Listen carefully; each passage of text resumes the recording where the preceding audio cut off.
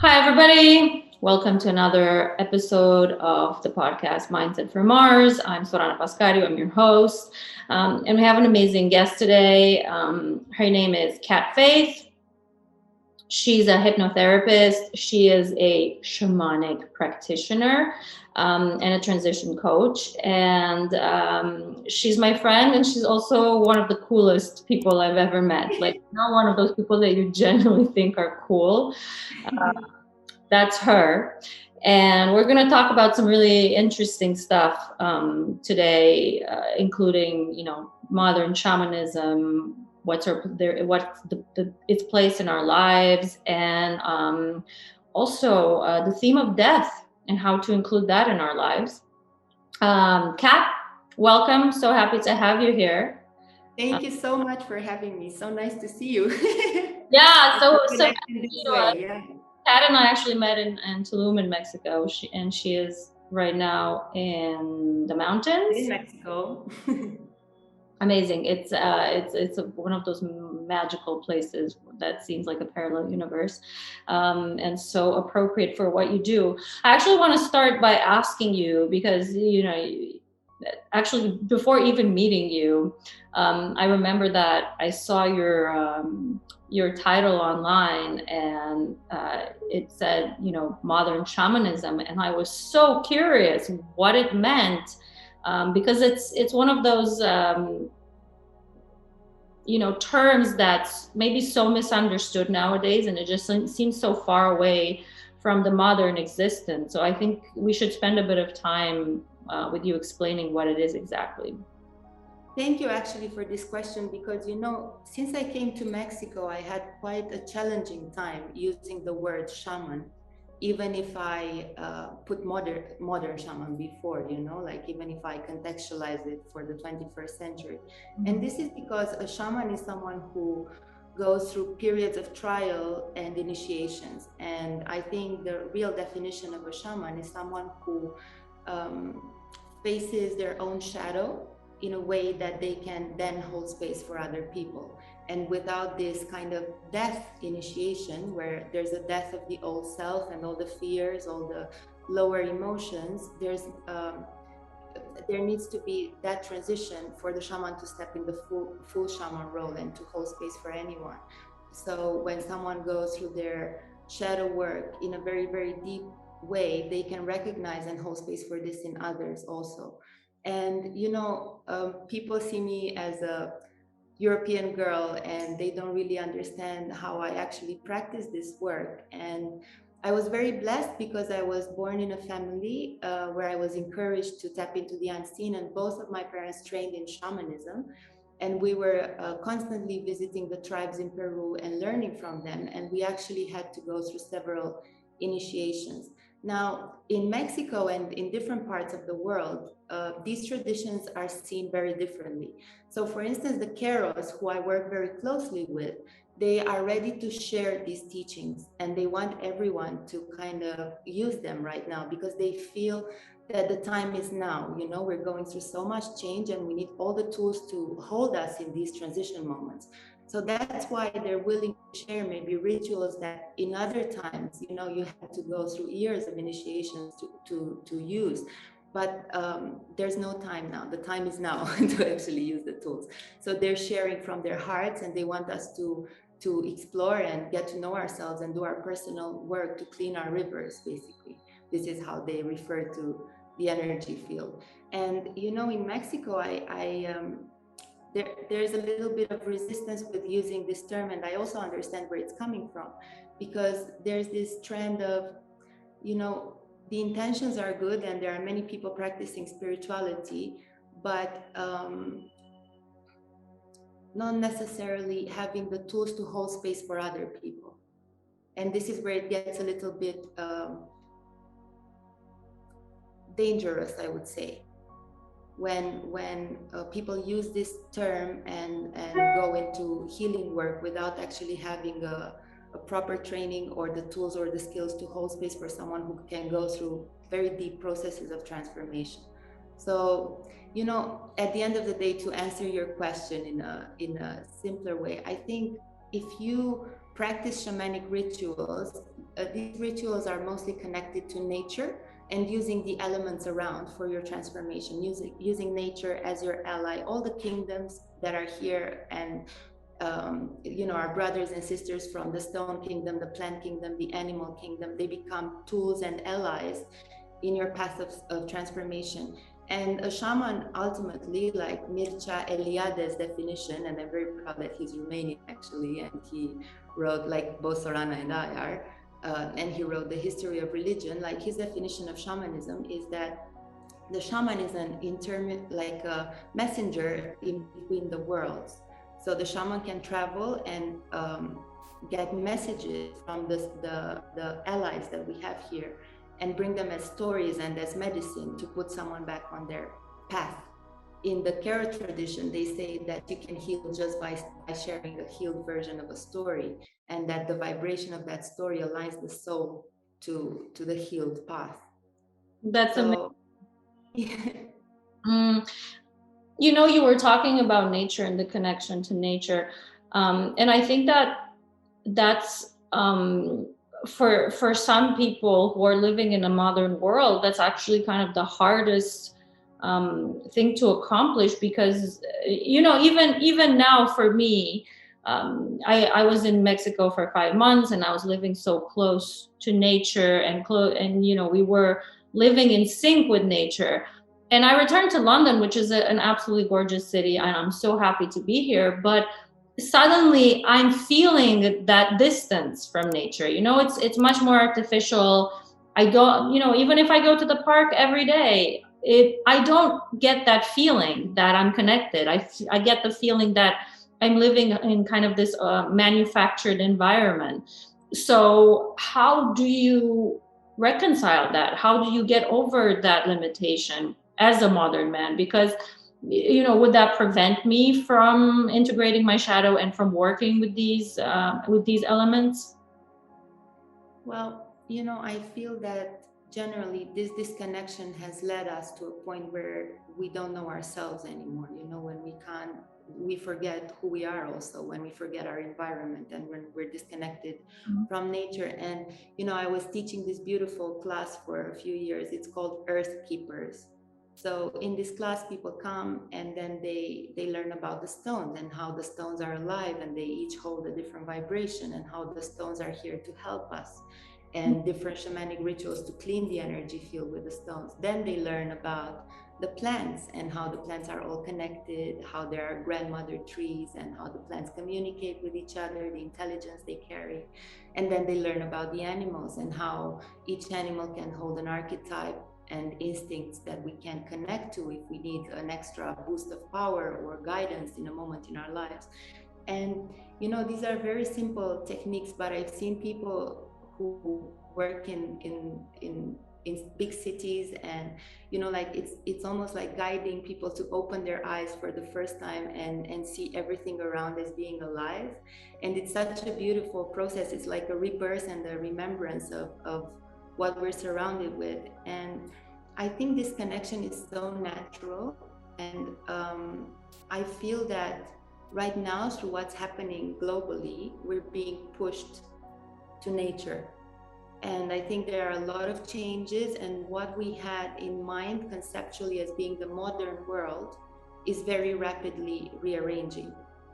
So I feel that part of the new trend and part of what we're integrating is living in places where nature, like biophilic design, where you're surrounded with plants. Or I really feel that many of my friends during this pandemic have had the calling to buy pieces of land, to learn permaculture, and to live closer to nature. There's a big trend happening, and I'm so happy for it, because it's pushing us to remember these things. And I think even for people who are in cities, at the minute, if there are practices that can help you connect. When you go to the park, maybe you have that memory of Tulum, and it's such a magical place. Of course, you can't really compare a walk to the beach, on the beach, with all the elements there, with going to the park, but there's an element of beauty in the park as well, and the nature spirits and all the plants are there. And there are different techniques of grounding, of connecting to the plants, of really soaking in the environment that you can practice there too. Yeah, actually, I'm starting to become much more aware as well, and I think definitely for me, Tulum and being in that culture and just being surrounded by people who, indeed, because I had a lot of friends. I met a lot of people in Tulum who were doing exactly that. What you're saying, they were buying land, they were learning how to do permaculture, and they were very connected and trying to build, conscious communities that were living off the land, which for me was extremely new, especially because it was kind of a, return to that, because I'd seen my uh, great grandparents coming from that kind of an environment in the countryside in Romania, and of course we associated that with poverty. We didn't associate it with thriving, and we didn't think of that as a choice. But of course, seeing people with phenomenal resources, financial resources, and who, were extremely connected in the biggest cities on the planet, choosing to do that was very eye-opening for me. And it did open my eyes to being much more connected. For example, I'd never used celebration and then rituals in my life as much. And in Tulum, it's part of your life, right? It's like all the time you're in sync. There's a new moon, there's a full moon. You do a celebration, you do some kind of a ritual to connect you with that. And you start to feel it. And also I hadn't really been aware. I mean, I'm very spiritual, have been for a while, but I wasn't really into astrology. I wasn't very connected with the rhythms of nature and of, how the different planets affect us. And I started becoming much more aware of their energy, just by becoming attuned to the rituals. And it was absolutely fascinating, and it had a huge impact on my life, I think, in giving more meaning as well. It makes you feel more grounded. It makes you feel, I think there's, in the modern world, that there's this lack of meaning and general disconnect and disorientation. Like we just feel like we don't belong anywhere, and everything is meaningless, and the only thing that we have is consumption, really. And this is such a great way to align yourself, to orient yourself, to give yourself meaning, in a much more wholesome way. So I definitely experienced that as well, very, very strongly. Is there any example of for people who are watching, listening to this, of like a quick ritual that they could do, in the park or whatever, to connect them with nature a bit more? I would love to speak to what you said, actually, because it's quite magical what's happening in Tulum, because everyone is so connected and the rituals are done in community. And I think this holds a certain power when you're supported by a group of people and you're all kind of like in the same energy and structure. And I want to speak about the moon a little bit, because we are following the Gregorian calendar right now. And the Gregorian calendar came in the 1500s with the patriarchy. And it's actually a pattern, a model that kind of creates this harmony around. Before the Gregorian calendar, we had the moon cycles. And the moon cycle is very beautiful. There are 13 moons. Each moon cycle is 28 days. They're equal, they're very harmonious, and they're in tune with all the celebrations like the equinox, and it's a harmonious pattern connected to nature, and the moon has always been connected to the goddess energy and the feminine archetype. And then when the patriarchy came and there was this balance, they came with the Gregorian calendar that's split in 12 months. And then, like we have, the months are not equal, and they're actually generating a disharmonious pattern. So all the ancient calendars in the Maya civilization and all the other calendars are based on following the moon and on equal sequences of numbers. So just by tuning into the moon calendar, and like I kind of like, of course I need to watch my calendar because I do have meetings in the real world and I do have a calendar on my iPhone, but I always keep a moon calendar in my room, and I kind of stay connected to that because automatically it connects you to all nature. It's very interesting how the energy changes in your life if you actually start following the moon. And this is something that I encourage you to do, and I think it's very easy. There are all these apps now that you can put on your phone also, and just being connected and feeling the energy when the moon changes, because we change as well. We're made of water, and in the same way the moon affects the tides of the water, we're very much impacted by all these changes and influences, and we can actually use them in our lives to create to let go of things or to assimilate things in a different way, because we're much more receptive in those times. And the other thing I wanted to mention is the earth connection, because I think it's the easiest element to connect with. And sometimes we don't we don't look at earth as a living entity. And in all the traditions that I followed, I have a friend here. I don't know if you've noticed it. In all traditions that I followed, like in the Peruvian tradition, there are prayers where you speak to the earth. You know, the earth is our mother. Basically, we are made of the same essence. And the earth is the one who offers us fertility, like who inspires us in abundance, unconditional love. The earth transforms all the energies that we no longer need, and she mulches them and alchemizes everything and then releases it back into nature. And like sometimes the rituals are as simple as you make a little hole in the earth, and you speak to the earth all your troubles. Almost like the earth can hear you. Or when you want to end something in your life, you represent it with a leaf or with a twig, with something from nature, and then you give it back to the earth. And it depends on what happens, because the earth actually alchemizes it. There are rituals where you can do big offerings, and these rituals bring you in balance, because you know we always take, and there needs to be an element of giving also. So there are these beautiful prayers, earth prayers, that are called despachos, and where all the seeds and things that come from the earth are given back to the earth as an offering. And there's a big hole that's being made in the earth, and it's called Boca de Madre Tierra, the mouth of Mother Earth. And then you place all these offerings, you're feeding back the earth. It's beautiful. And things shift, you know, like these are very strong prayers.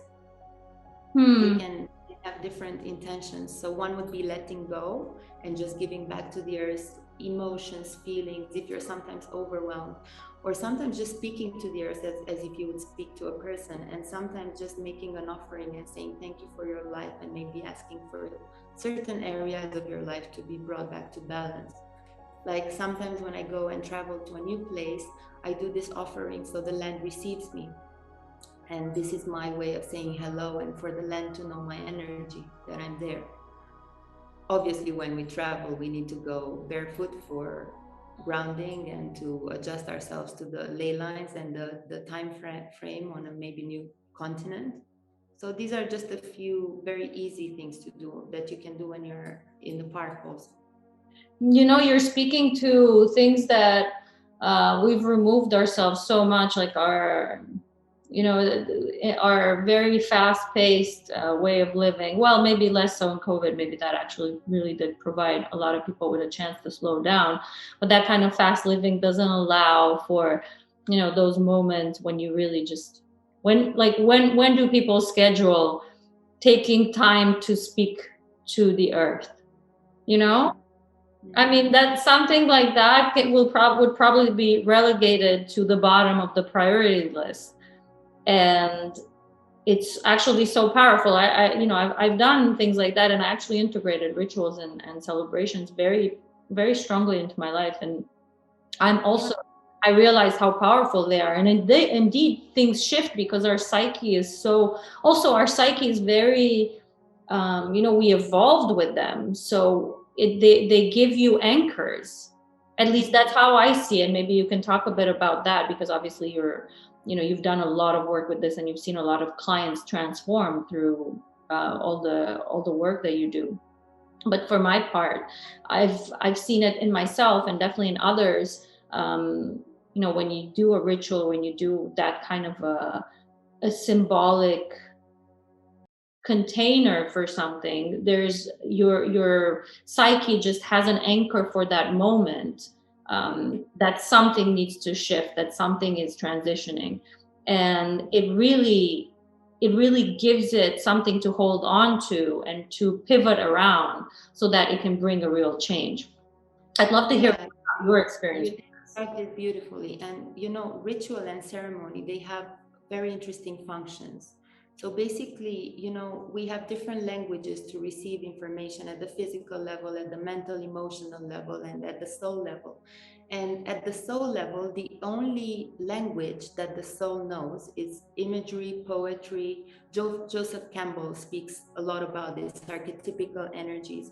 So when we step into ritual and ceremony, like that's the language of the soul. This is something that speaks directly to the soul, as a metaphor, as poetry, as something that touches the soul, and that can be received as a story. So, this is one part of just receiving the information at the soul level. And then the other part that actually creates this change that you're talking about is like, I don't know if you noticed, when you create a ritual, whether it's lighting a candle or offering a flower, or doing your journaling work, or meditating, or even gardening, like something that you feel it's a little bit sacred and deserves a different type of engagement. There is a quality of space created around it. It's almost like the space is, the time is not existing anymore. So the ritual and the ceremony, like the quality of engaging in the practices, is that they take you out of consensual time, and you feel almost like everything dilutes. And actually, the beauty of it is that the quality of these energies is dictated by your presence and by your awareness with it, and the shamans, like, they live life as it is a ceremony from morning till evening. And I think it's so beautiful to learn from that, because when they eat, they bless the food. If they drink, they spill a little bit and give to Mother Earth also. And these moments that have full awareness and richness of presence are the moments that we remember in our lives. The moments that kind of like that feel different from this crazy rhythm that we're caught in. And we managed to create that through ritual and ceremony. But what if we would integrate this in our daily lives and live like that? How would our days look like? Starting with a prayer, with an intention, eating, blessing the food, making love and dedicating that act to something with intention. Or it can be integrated in the way you wash yourself, in the way you wear your clothes, in the way you pick your jewelry, and what each thing signifies. The presence and the meaning that you give to things, that creates a relationship. And then in this way you can relate to power objects or to moments of transition. It's almost like you have a set of tools that you can weave with and tailor moments or transitions, or like you can master yourself in a different way. Mm-hmm. I really love that. And, I think we have such a huge legacy of the sacred being removed from daily life. Because what religions did was that they kind of monopolized the sacred. They relegated it to just churches and temples, and Something external. they put all kinds of priests and priest-like figures in charge of the sacred. So it had to be mediated. You don't have access to the sacred unless there's somebody mediating your access. And modern life, in hyper-industrialized society, kind of removed the sacred altogether. It just became non-existent. And it's no wonder that, one, we don't feel magic in our lives, which I actually since discovering spirituality, I lived most of my life until about 35 without it. Um, no, I'm 33, whatever. A long time to live without spirituality. And I remember life had no meaning. Like it was just so empty. And after discovering spirituality and starting to work on that connection, magic just became part of my life. Like you're smiling and you understand. And it pains me because I've been there, not, and I guess, maybe for you it was different because, as you said, your parents were connected to those traditions and it was different for them. But for me, it was a very clear cut before and after. Before spirituality, after spirituality. It's like I'm two different people and I live two completely different lives and I live in two completely different universes. Magic and having magical moments and having those moments of connection where you don't need anybody to mediate your connection to the sacred. It's just part of your life. And some of my most extraordinary moments, I had one meditation when I connected to love, like that all-encompassing love that yogis and mystics talk about. And I was just sitting, randomly meditating in my bedroom in London. It was a really cold, rainy November day. Like there seemed nothing special about it. And suddenly I just dissolved and I was just love for about maybe 2.5 hours. I looked at my watch to see how long of a time I'd spent in that. As you said, like time dissolved. I had no idea how long. It could have been 4 days. It could have been 3 minutes. It was all the same to me.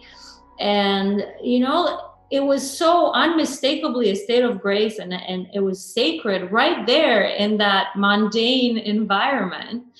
And magical moments like that they give life a different texture and a different meaning and different purpose. You always have something to anchor to when you're going through dark moments, when you're in pain, you're in suffering. You're like, but wait, there is magic because I've experienced it.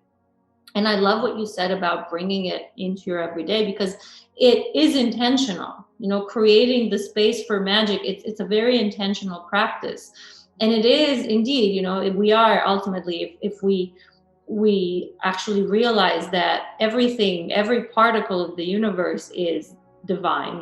There's no separateness. We're all made of the same stuff. Therefore, everything is just as sacred.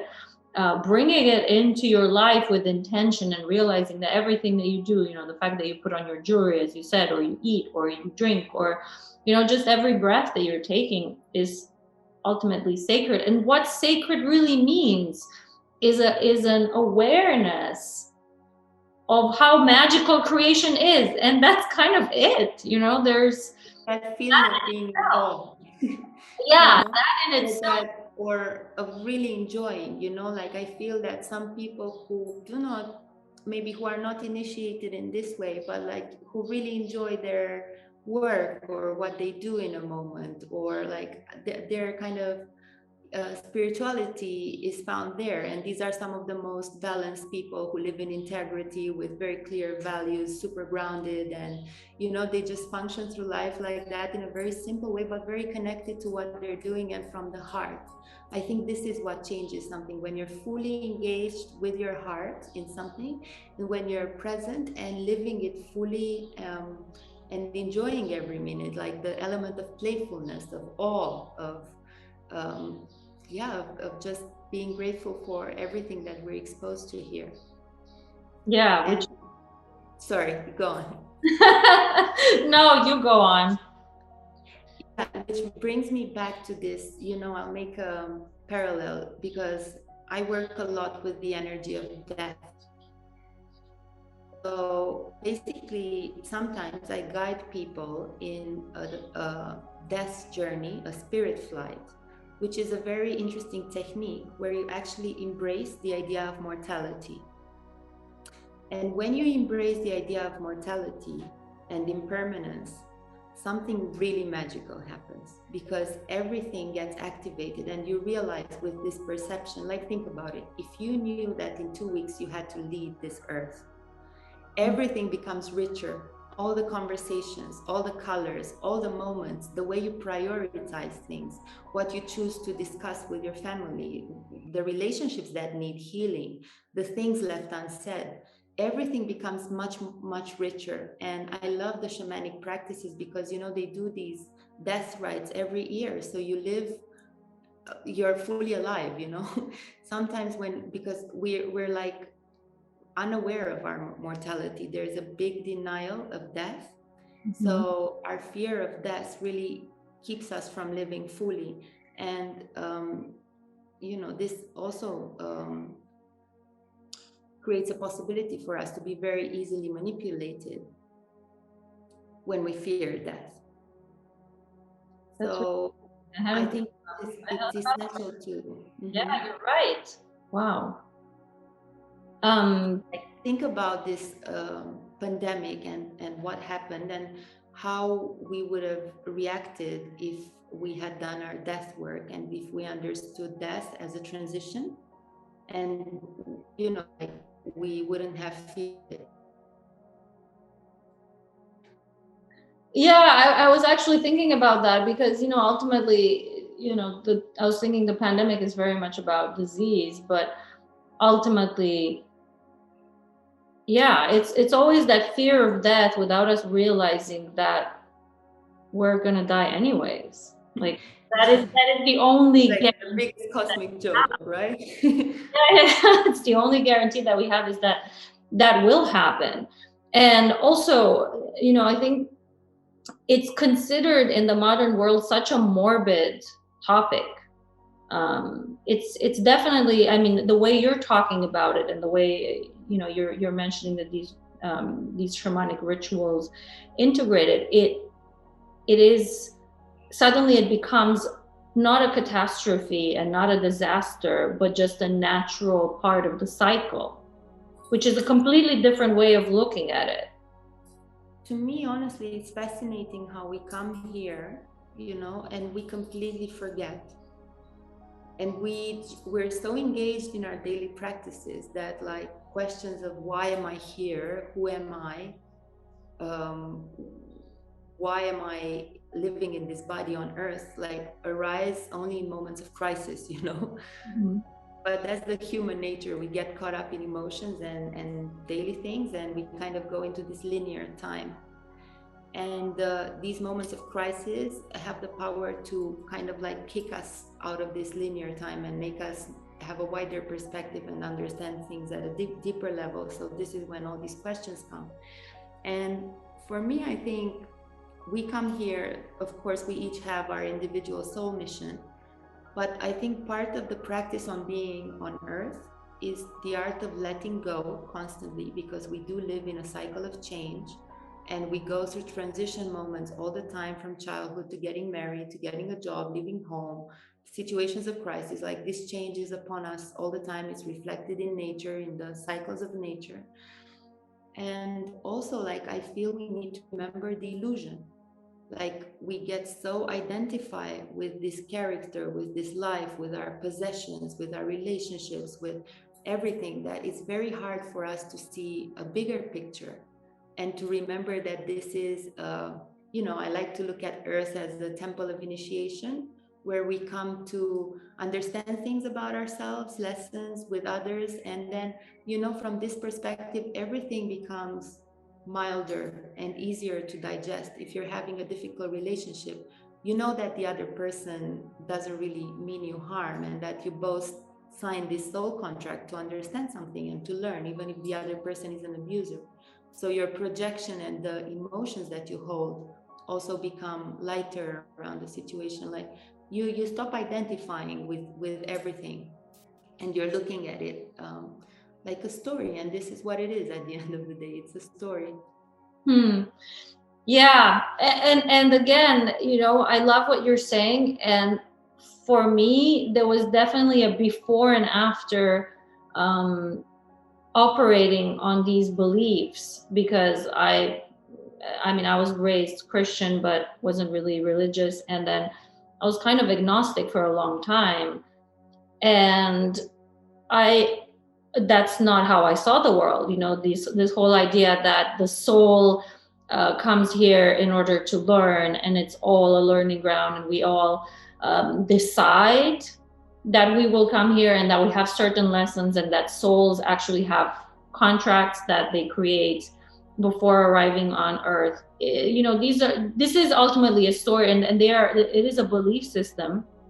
And it took me a while to arrive to it. And ultimately, I was thinking, is it true? Do we know that it is? I cannot prove it. But to me, it's been such a positive, out of all the ideas that I've functioned with in this world, that out of all the ideologies, all the belief systems that have been presented to me, I think it's been the most constructive and positive one that I've ever come across. And it really has impacted my life. I mean, the level of positivity and just the joy that I'm able to access as a result of that, because indeed you take things a bit less seriously. You're like, well, wait, the world is a mirror. There are some contracts with these people. It's not like, it's not everybody's evil. I actually had an amazing meditation once where I literally, the veil was lifted and I saw all the souls, even the people that I'd had horrible encounters, especially the people I'd had horrible experiences with. I saw everybody as, just souls here to learn and here to support each other in learning. And it was such a powerful visualization, because suddenly, you're able to let go of the conflicts. You can forgive much more easily. And I just, I'm kind of explaining this because you and I function in this community, in this spiritual community, and we have these belief systems. But a lot of the people who listen and a lot of people that I know who are not in this community function on very different belief systems. And it's, what we take for granted, for them, it's like, wait, what? What are you talking about? I'd love to speak to that and to give a few more examples of how I feel this information is starting to become more and more tangible. And so when my grandmother was dying, she lived until she was 95.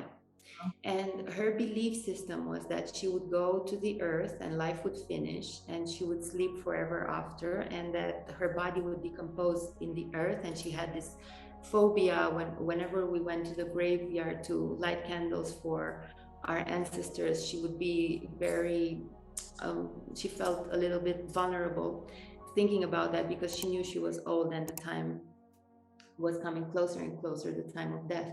So I started reading to her different authors who were all regressionists and who took people in the period of time in between lives, just trying to prove to her and to help her understand that there is a different perception. So, it's very interesting because there are different authors coming from different cultural backgrounds, different eras. Like if we look at Michael Newton's work, or Dolores Cannon, and they all take people back to the point before being born on Earth. And all these people kind of say the same thing. It's quite fascinating, and they describe the moment of incarnation in a similar way, the contracts that they have previously made, the way that they choose their families. And to me, these are techniques in hypnosis where the conscious mind is completely taken out and you go directly to the subconscious. And Dolores Cannon actually refers to the subconscious, not in the term that psychologists do, but like she thinks that the subconscious is your direct connection with your higher self. So she just speaks to that part of ourselves. And then at the end of these sessions, people will have no recollection of what they shared in the recordings. So it's quite fascinating, and to me it's fascinating that they all say the same thing, and the case studies are done on quite large number of people. So I was reading to her all these case studies, trying to bridge this information to her and to lighten her perception on death. And it really, really helped, you know. I always laugh when I remember it, because my mom and I were always studying new energetic practices, and my grandma would be the one who had to experience them. So we were always kind of like testing things on her, exposing her to the most um, interesting ideas. So yeah. And did it help her have a more, I don't know, relaxed idea of lighter transition? Yeah, did you actually did she experience that? Yeah, you know, both my mom and I were trained in conscious dying. So part of the rituals that we've learned from the Kira tribe involve guiding the soul out of the body at the death, to exit through the crown chakra, because the belief is that when we exit through here, we can go directly into the light. And sometimes when we carry emotions, you know, people who have a very difficult time leaving the body, people who stay for a long time in pain and suffering, caught in the physical body before leaving, the reason for that is that there are a lot of things that are unfinished here on earth, a lot of regrets, a lot of relationships, a lot of things that need to be forgiven, a lot of emotions of guilt or fear. So, you know, like in our training, part of the work is helping someone process these emotions. These emotions are very alive in our energy bodies, as the shamans call this energy hucha. So these emotions kind of lower and make the energy body weight more.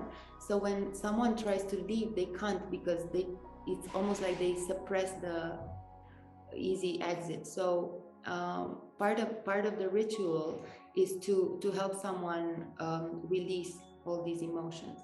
And then once the person is clear, the spirit can rise much easier. That's amazing. You know, I was the same in religion. Like if you look at the confession, right? When people go and recapitulate their lives and say how they feel, like these emotions are automatically shared with someone, so the weight of them becomes lighter.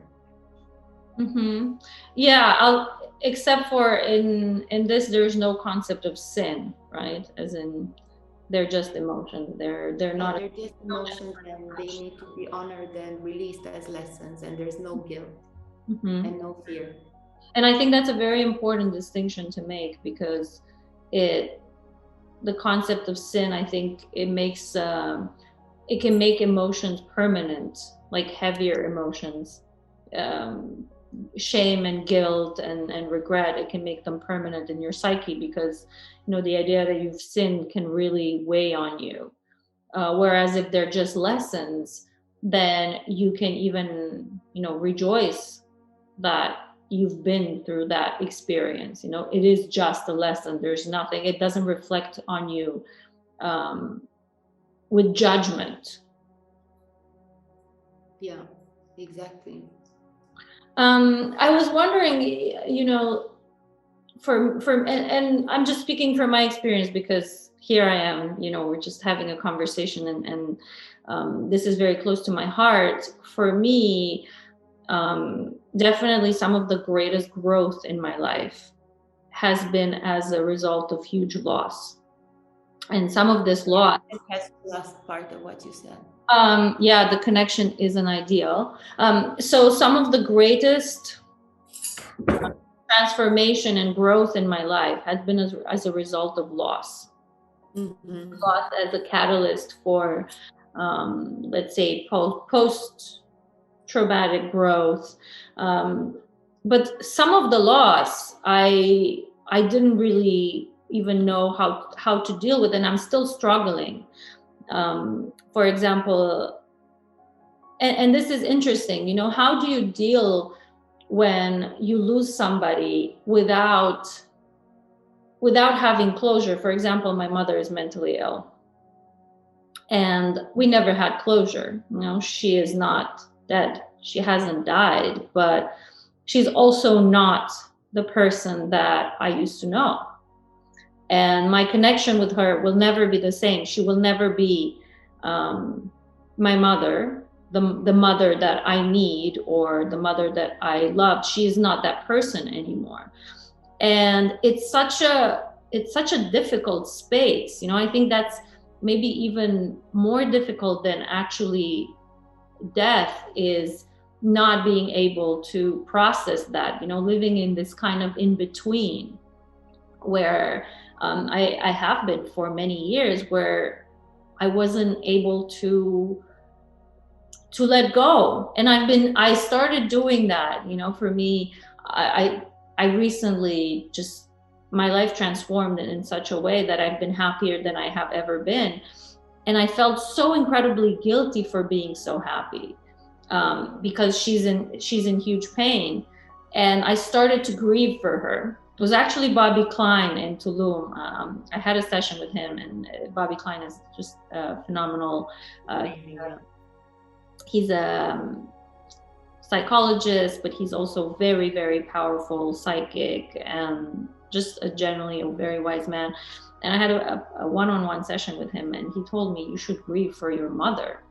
And I started this process of grieving, and I'm still in the middle of it. It takes time. But for the first time, I'm actually feeling like I'm able to enjoy guilt with less guilt, and with less guilt. I'm actually feeling much more alive, and I'm feeling like I deserve my happiness more. And I actually realized I used to, before grieving her and before realizing how much guilt I held over her, over me being happy and her being in the state in which she is, I wasn't really allowing myself to be happy. So that process of grieving has slowly started to allow me access to life, if that makes sense. Yeah, thank you for sharing this. And I know this is one of the most difficult scenarios where you have to look at someone, their physical body is there, and then you're trying to relate, and there's such a state of confusion because they're there in your life, but they're not fully there. And it's exactly what you said, this in between state of liminality when you're not one thing or the other, and I think there are some things that I can share around grief. And usually, transition moments are the moments that take us from being something to becoming something else, right? So before you get married, and then you get married, but in between you're not one, you're not the other. And this is called liminality. And this is kind of like where your mother is now, in between these worlds. And the most beautiful thing that you can do is to mentally bring her to a space. And this is exactly what you did. Basically, you started grieving her, even if she's not dead and she's technically there. But your mind, and through the rituals or through your own process of acceptance, you helped this process kind of move from one phase to another for yourself, at least, because it's tormenting to be in between. It keeps you paralyzed, it keeps you in limbo, and all these feelings of guilt and very low emotions surface, and fear. And basically, as I said earlier, ritual and ceremony have this quality of marking a beginning and marking an ending. So when we lose something, it's great to mark the ending of a cycle and the beginning of a new cycle, because our psyche reacts to that. It's almost like you're opening a new path, and it's a clear understanding that the chapter has ended. And also just pausing, we are living this life at a rhythm that is not healthy. Most of us. I think most of us are so caught up in our daily activities, in work. People don't even have time to grieve for their loved ones. I remember when my grandmother died, I could take 3 days off work. And then I had to come back and pretend that everything was normal. And my world completely changed. I was in such a process of shock, and I just had to make myself function. And I only managed to pause and give time for this process after I quit my job. Wow. And I think this element of like just being still and allowing ourselves to feel what needs to be felt is extremely healing, pausing, stopping, slowing down. Like, yeah, this is something that helps grief surface. And the pain is there, and it comes in waves. There are stages of grief, and you can't really predict it, and there are different triggers, but the idea is to really honor it and be with it. And that's the only way out is through. Yes. And I actually wanted to ask you about this because grief is such a terrifying emotion to feel, and it's something that lasts usually quite a while. And a lot of people deal with grief by staying very busy Or numbing. how, like, is that healthy? How do you deal with, especially in this world as it is, not in an ideal world where we could take all the time that we needed, but as it is right now, how do you deal with, like, how do you process grief in a healthy way after you've lost, because it could be grief for, even for losing a job. You could feel grief for losing, or the image of yourself, or a relationship. It doesn't necessarily have to be a death. A loss is, there's many versions of loss, and we can perceive them very aggressively depending on how much that something meant to us. What's a healthy way to process grief, when you do have a job and you do have commitments and there's all this stuff that still requires your attention, but you want to, still honor it? So there are a few stages in the process of grief and loss that need to be acknowledged. So, you have the stage of, like, Kubler-Ross speaks about them. And these are stages that you can recognize in people before leaving this world also, because they cling on to life. But this is similar to anything. You can cling on to a job, a relationship, or any type of loss, right? So, like, I think just being aware of the stages and recognizing them is a big plus, because you will know how to navigate them better. And the stages are like, you go from denial to bargaining to anger, and then finally to acceptance. And the stages are there, so you need to honor the emotions and allow yourself to feel the anger, the loss, and then the grief comes. And I think that what I said earlier, like the ability to accept the loss and to mark it as a ending, helps you move into the new beginning. And depending on what type of loss we're dealing with, there are different tools that can help. For instance, if we're mourning a relationship, sometimes, we think we have no opportunity to make peace with that person. And there are a lot of elements of guilt, of not having time to say goodbye, of not having time to express what you truly wanted to express. And for this, there are many techniques in different traditions where you can actually reconcile at the soul level and have the opportunity to say everything and to speak your heart, knowing that the message is received even between the veils. And that really helps people move forward and marks that as an ending. So depends also on the loss that you're dealing with, how what the tools are and how you can navigate. But ritual and ceremony, and you can integrate different elements. Like, for instance, a beautiful practice that I love is a grief altar, where each time an emotion comes up, you acknowledge it, you feel it, and then with your breath you release it from your energy field, kind of symbolically and metaphorically placing that emotion in something. It could be a leaf, a twig, and then you're placing your sadness on that altar. Or these little things that really help you understand what's going on within yourself, and help you kind of manage the emotions that are surfacing. And give them a sort of outlet. When my mom died, so my mom had a very beautiful death process, and she was trained in these teachings also. We understood death as transition. We were actually doing experiments because her body was quite fragile, and she was going in between worlds with a lot of ease, and she would tell me what she saw on the other side, and we kind of said and everything that had to be said. And but I still didn't know how this would impact me. And in my family, I have case of schizophrenia, and one of my aunts committed suicide, and this got triggered when she lost her baby. So in a moment of loss and crisis.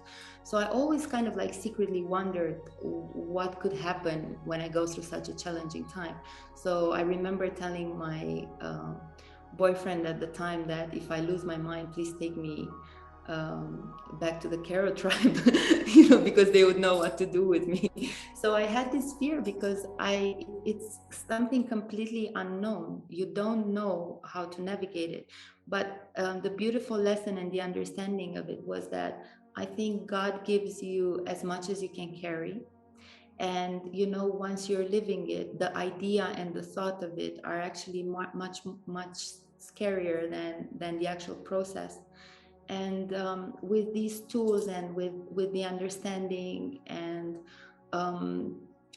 I think that these are invaluable tools that can help you in the process, doing rituals, like the way I carried from my mom's body before she left, the fact that I felt that I could help in that transition, that I could hold space for her to go, that I honored her, I kept her at home, and I brought meaning to everything. Again, the ceremony, we washed her body, all her friends came and said thank you and expressed the gifts that they had from her in this life.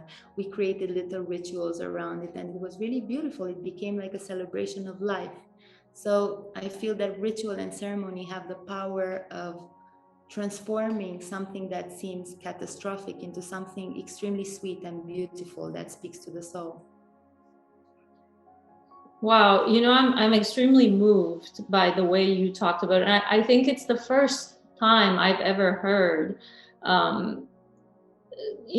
somebody talking about death in that way. You saying my mother had a beautiful death process. That's not something you hear.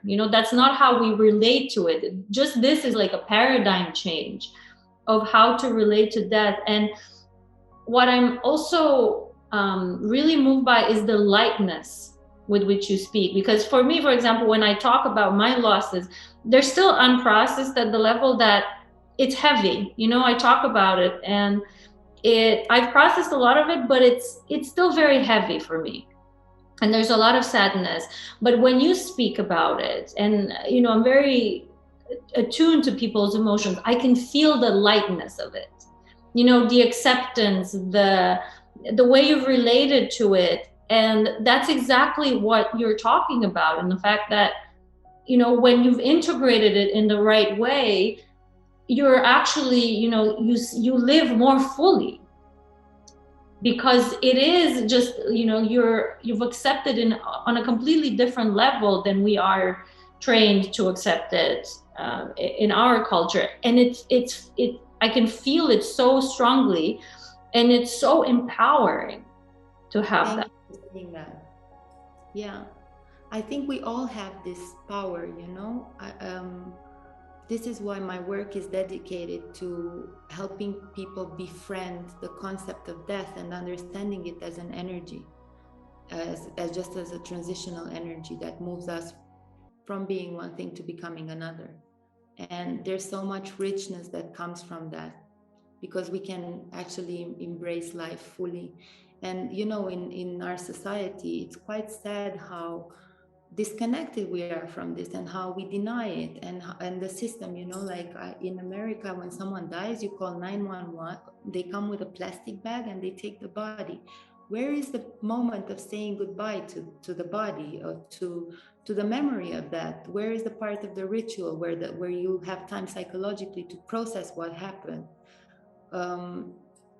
There are rituals also that can support people, like there are incidents where people go in unexpected ways and there's no opportunity to say goodbye to the body or to the person, but there are rituals that can help with that also. So I feel that this is part of the education we should receive in schools, you know, the way we come on earth and the way we leave. I think these are two of the most important gateways that we would need to understand. And yeah, like people are scared of looking at bodies. There's this feeling of rejection or fear, or like you said, it's something morbid. Yeah, it is. And I think, you know, obviously, and it's, that's one of my favorite topics, the fact that the most important things in life, we don't actually get educated. Like, we're not taught to deal with them. And I think one of the most important concepts, and I talk about it all the time because for me as a concept, I think it's one of the genius concepts that I've ever come across, is the concept of holding space. Mhm. And holding space, just, you know, the way you can actually create an energy with your intention, where you can create a container of energy for stuff that is difficult emotionally to process, for stuff that is out of the ordinary, for stuff that can seem catastrophic. But just by you creating with your mind, with your intention, with your emotions, with your lack of judgment, that space, that can change everything. And holding space for somebody who is in the process of dying, holding space for yourself to process, holding space to deal with the fact that you're, you know, you're actually, somebody's in the process of dying, and there is death, and there is disease, and there is, you know, there's going to be a body which we shudder at the thought of, oh my God, there's a dead body, there's death. Just holding space for that, I think, that can create really magical empowerment for you and for everybody involved. And I think that's one of the concepts that we're really missing. Like, if everybody got taught just that, I think the world would be a completely different place. I think behind holding space, there are a few elements. You know, ultimately, holding space, if you translate it in the language of energy and vibration, you're just holding the emotion of love and peace and serenity inside of you. And then through that, you're harmonizing the entire space, right? You're holding a higher frequency, and then everything around kind of gets attuned to that. But for that, we need to walk a path of non-judgment, right? Non-attachment, and just like to practice these things daily in our lives.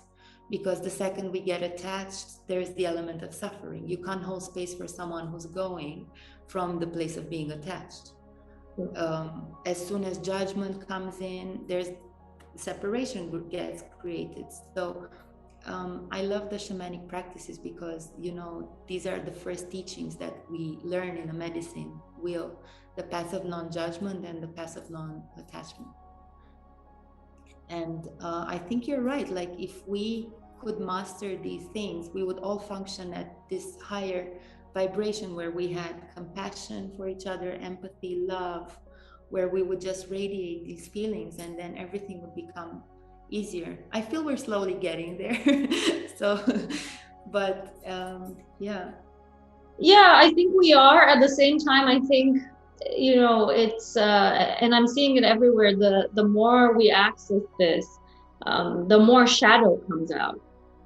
You know, the more we try to only vibrate there, of course, because the universe is based on polarity, the shadow is just coming out. It's the same as, you know, like the places that we love, like Tulum, there's a lot of turmoil right now, and Very sad what's happening right now.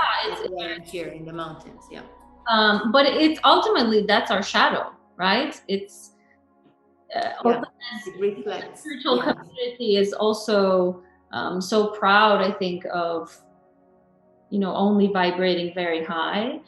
But I think as evolved people, you have to realize that shadow is always going to come and sort of, you know, show itself and be like, hey, please integrate me, because otherwise, you know, I'm just going to keep showing up in your reality until you acknowledge me. And that's, you know, one of the challenges I think that until I don't know if you watch Teal Swan. She's definitely one of my favorite spiritual teachers. Yeah. What she was saying is, until everybody's healed, nobody's healed. Like basically, it's just an ongoing thing of you have to elevate everybody more and more and more.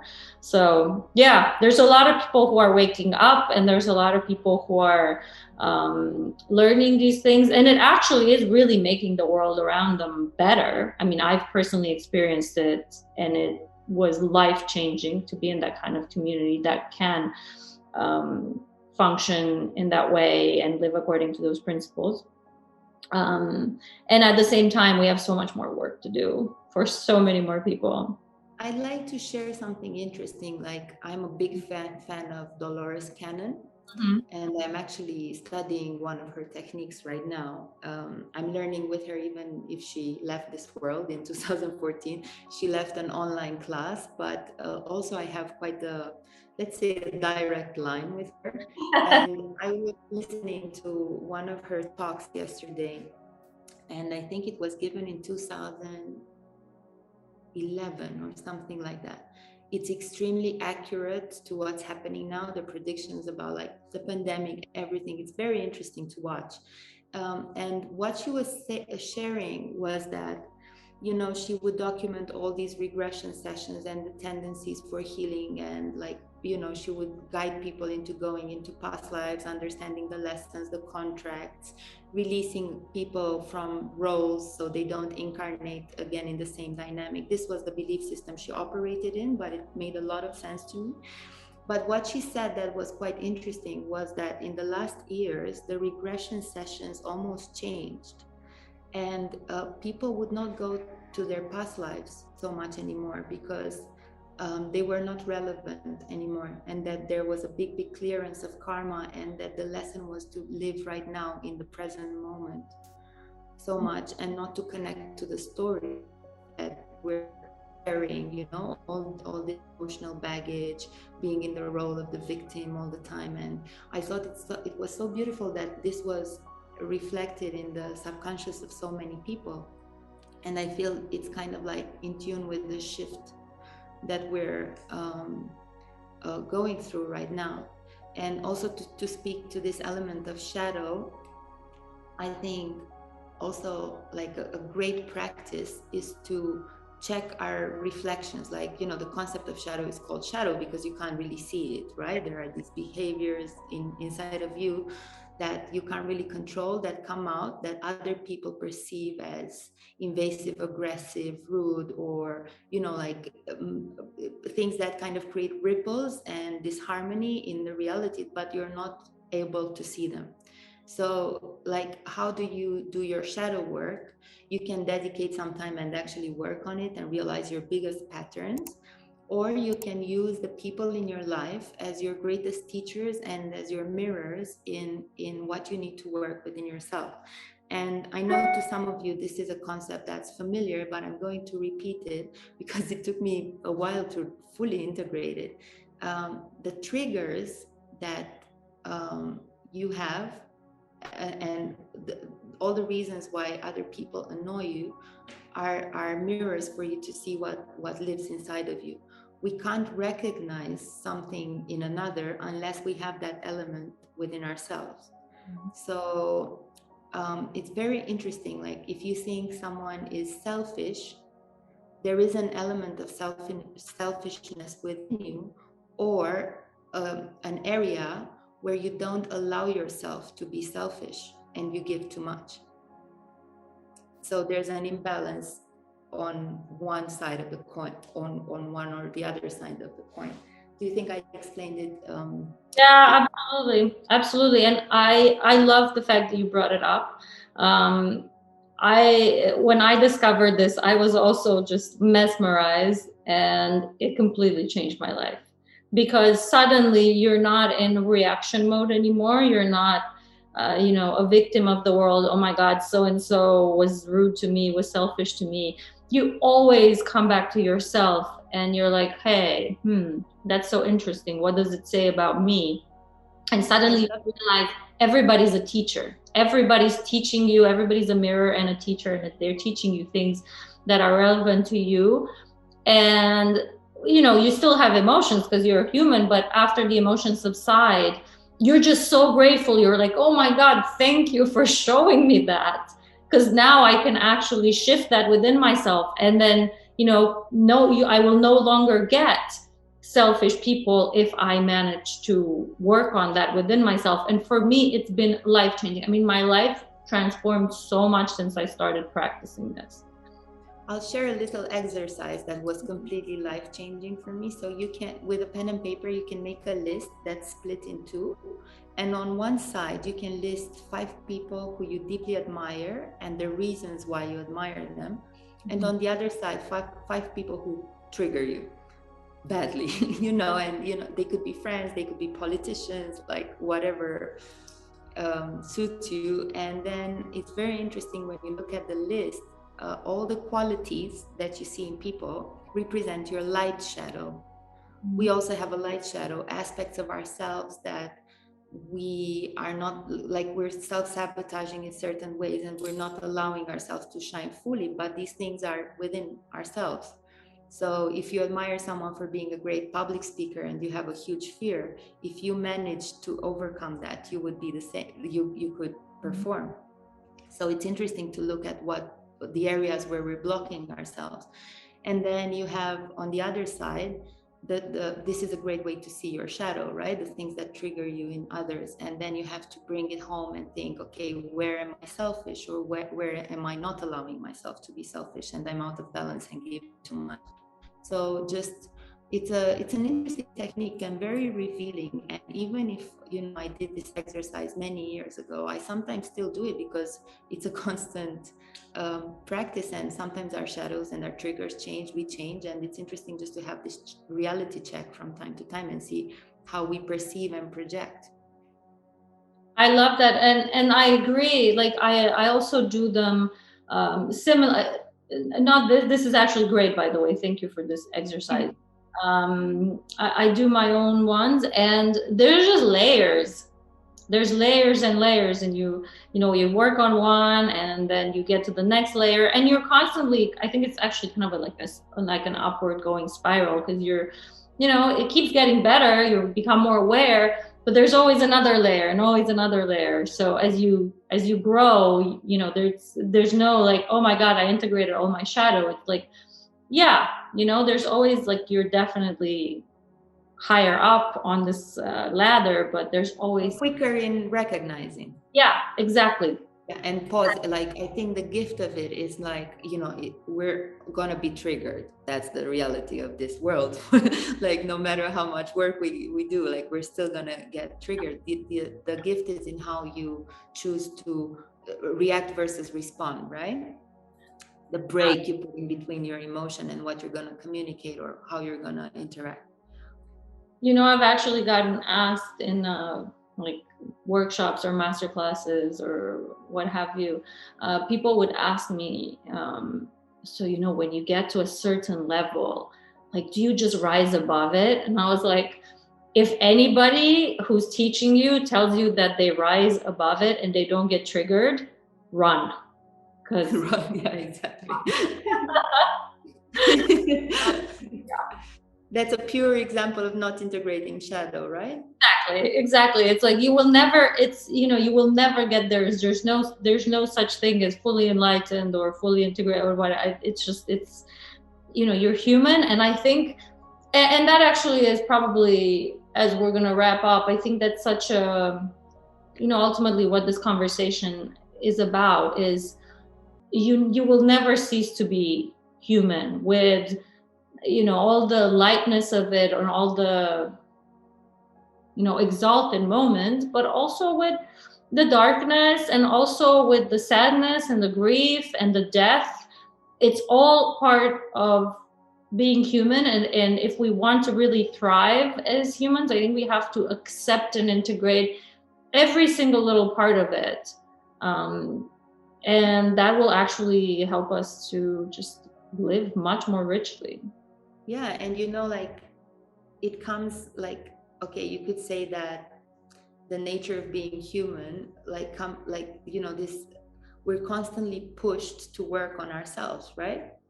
So we can always flip it, but the idea is that it's an ongoing lesson, and that's why we're here, to learn and to grow, right? So I think it's beautiful that in a way it's reminding us to dive deeper, to understand ourselves better, and it's a constant journey here on earth.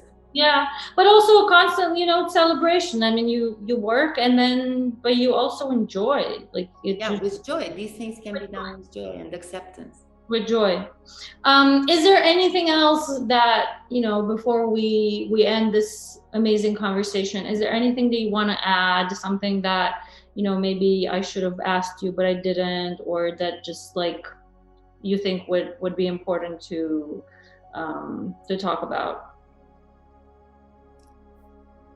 Well, I think maybe this idea, I'd like to offer a suggestion of a day in silence, maybe, for everyone who's listening today. And silence brings a very beautiful quality where that's the energy where we can hear ourselves, our needs, our inner teachers, our body, and we rarely access it, consciously. There are times when we're alone in our house, but we're engaged with our mobile phones, watch movies or read books, and we never give it the space and the time to bring the healing that it needs to bring. So I'm encouraging you to maybe spend a day in nature, in silence, or even in your own home, without reading, without watching TV, just really being with yourself and feeling, contemplating, the art of contemplation, thinking about your life, where you are right now, where you want to be, how everything is playing out. And it's absolutely incredible.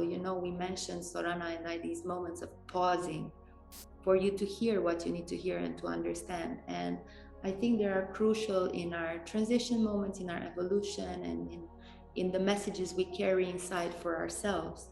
So I think that's the easiest thing that you could do. And maybe, I always do this on a Sunday. I love finishing the week like this, and you can just do it once as an experiment and see what comes out of it. Yeah.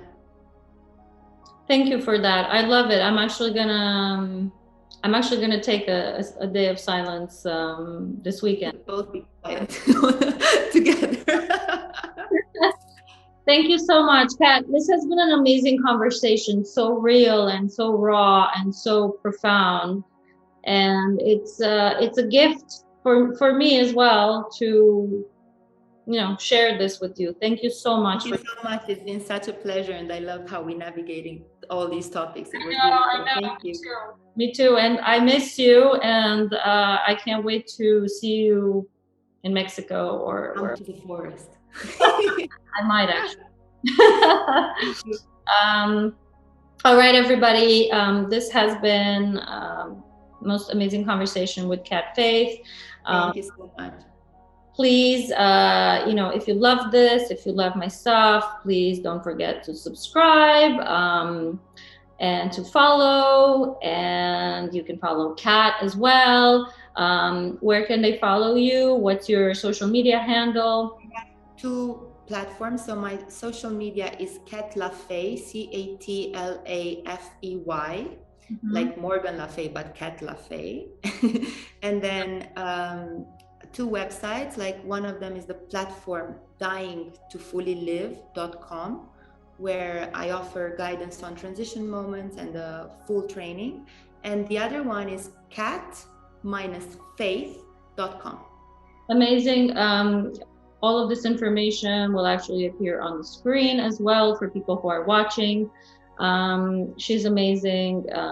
Thank you so much. I follow her. And thank you everybody for watching and for listening. And see you in the next episode. Thank you guys. Bye. Bye.